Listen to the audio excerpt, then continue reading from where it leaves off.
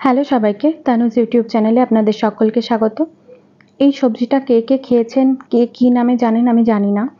তো আমাদের এখানে এটাকে কুদলি বা কুদরি অনেকে বলে থাকে।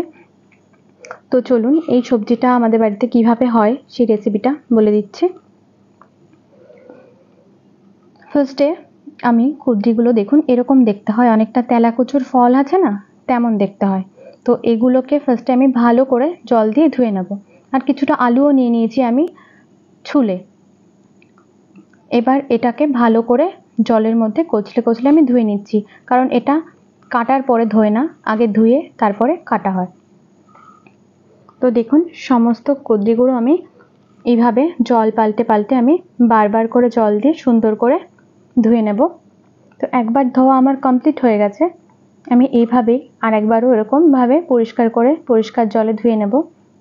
এর দরুন আলুর যে স্টার্চ থাকে সেটাও অনেকটা চলে যাবে। তবু আলু কাটার পর আমি একবার ধোবো, বাট কুদরি আর ধোবো না। এবার দেখিয়ে দিচ্ছি আমি কেমন করে পিস করব। কুদরিগুলোকে আমি এরকম জাস্ট দুটো মুখ ছাড়িয়ে কেটে জাস্ট একটাই ভাগ করব। এরকমভাবে দুটো মুখ আমি ছাড়িয়ে নিয়ে একটা করে পিস করে নিচ্ছি, একটাই টুকরো করে নিচ্ছি। এইভাবে সমস্ত কুদরিগুলোকে আমরা কেটে নিচ্ছি। যতগুলো কুদরি আছে আমার, তো সমস্ত তো দেখানো যাবে না, তো আমি আলাদাভাবে কেটে নিচ্ছি। আমি আলুগুলো দেখিয়ে দিই কেমনভাবে পিস করছি। আলুগুলো একটু ছোট ছোট পাতলা পাতলা করে লম্বা লম্বা আকারে কেটে নিচ্ছে। দেখুন আলু কুদরি প্লাস একই রকম, মানে প্রায় একই রকমের কাটা হয়েছে। এইভাবেই সমস্ত আলু এবং কুদরিগুলোকে আমি কেটে নেব। আরেকটা কথা, আলুগুলোকে আমি ধুয়ে নেব আবারও। এবার কড়াইয়ের মধ্যে আমি তেল দিয়ে দিলাম, গরম হতে দিয়েছি। তেলটা যখন আমার গরম হয়ে যাবে ভালো করে, তখন আমি আলুগুলো দিয়ে দেব। আমার ধুয়ে জল ঝরিয়ে রাখা আলুগুলোকে দিয়ে আমি একটু ভালো মতো ভেজে তুলে নেব। আলুগুলোকে একটু লাল লাল হবে। আমি এর মধ্যে নুন হলুদ কিছু দিইনি, আপনারা চাইলে দিতে পারেন, অসুবিধা নেই, কিন্তু আমি দিইনি।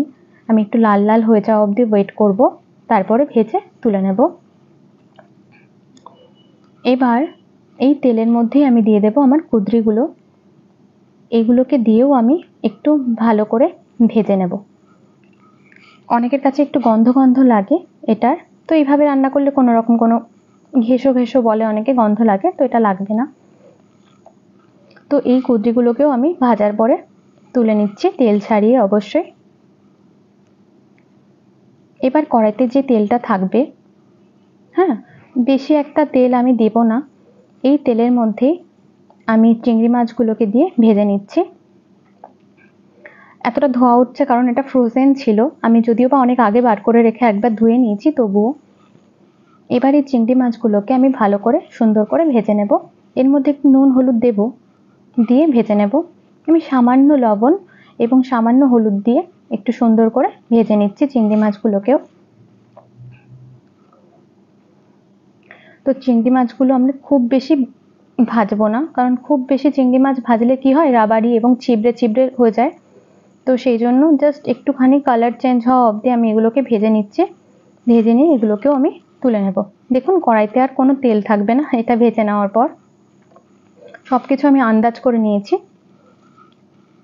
এইবার এই যে চিংড়ি মাছের মানে ভাজার যে ব্যাপারটা, এর মধ্যেই আমি অল্প একটু জল দিয়ে জলটাকে ফুটিয়ে সাইডে রেখে দেব। পরে আমি এই জলটাই ঝোলের জন্য ইউজ করব, কোনো কাঁচা জল আমি ইউজ করব না। এবার আবারও আমি কড়াইটাকে ধুয়ে নিয়ে কড়াইতে সামান্য তেল দিয়ে একটু জিরে ফোড়ন দিয়ে দিলাম। জিরেটা যে একটু হালকা পুড়ে উঠলো, মানে একটু কালচে হয়ে গেল, তখন আমি দিয়ে দেব আমাদের পেঁয়াজ কুচি। আমি দুটো মতো পেঁয়াজ স্লাইস করে নিয়েছি ছোট সাইজের, সেই পেঁয়াজটাকে ভালো করে ভেজে নেব। এই পেঁয়াজের মধ্যেই আমি সামান্য চিনি দিয়ে ভেজে নেব। তো পেঁয়াজটা দেখুন একটু রং বদলেছে। এবার আমি 1 চামচ মতো আদা রসুন পেস্ট অ্যাড করলাম। একদম সামান্য মশলায় এই রেসিপিটি হয়, খেতে অসাধারণ লাগে, একবার করে দেখবেন। আরেকটা রিকোয়েস্ট, যদি আমার রেসিপিগুলো ভালো লাগে, আচ্ছা এই স্টেজে আমি দিয়ে দিলাম ধনে গুঁড়ো, আর তারপরে দিয়ে দিচ্ছি সামান্য জিরে গুঁড়ো।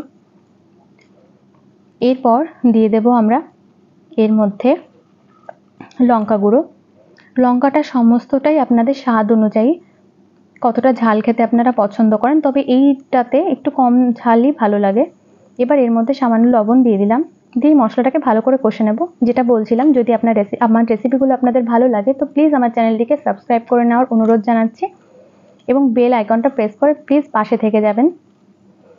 এবার সামান্য হলুদ গুঁড়ো দিয়ে দিলাম, দিয়ে আবারও ভালো করে কষে নেব যতক্ষণ না এটা দিয়ে তেল বেরোচ্ছে। তো এই স্টেজে যাতে মশলা পুড়ে না যায় হলুদ দেওয়ার পর, তাই জন্য আমি সামান্য জল দিয়ে কষে নিচ্ছি। দেখুন আমার খুব ভালো করে কষানো হয়ে গেছে। এবার এই মশলার মধ্যে আমার সমস্ত আলু, কুঁদরি এবং আমার যে চিংড়ি মাছগুলো ভাজা ছিল সেগুলোকে দিয়ে দিলাম।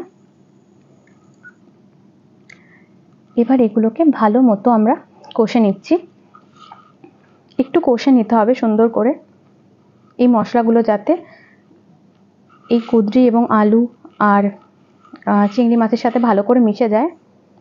তো এটা কষানো হয়ে গেলে আমার যে ফুটন্ত গরম জলটা আমি রেখেছিলাম না, ওটাই আমি অ্যাড করব এর মধ্যে। যদি এই পর্যায়ে মনে হয় আর একটু জল দেওয়ার তো দিতে পারেন, ঝোলটা সম্পূর্ণই আপনাদের কাছে। এবার এটাকে ভালো করে মশলাগুলোকে নিয়ে আমি চারিপাশ থেকে নিয়ে দিয়ে দিচ্ছি মাঝখানে ঝোলের মধ্যে। কড়াইয়ের গায়ে যে মশলা লেগে আছে, এবার আঁচটাকে আমি বাড়িয়ে দিলাম, দিয়ে আমি একটু ঢাকা দিয়ে দিলাম। এবার ঢাকা তুলে আমি দেখাচ্ছি যে কুঁদরি আলু গলেছে কিনা, দেখে নেব।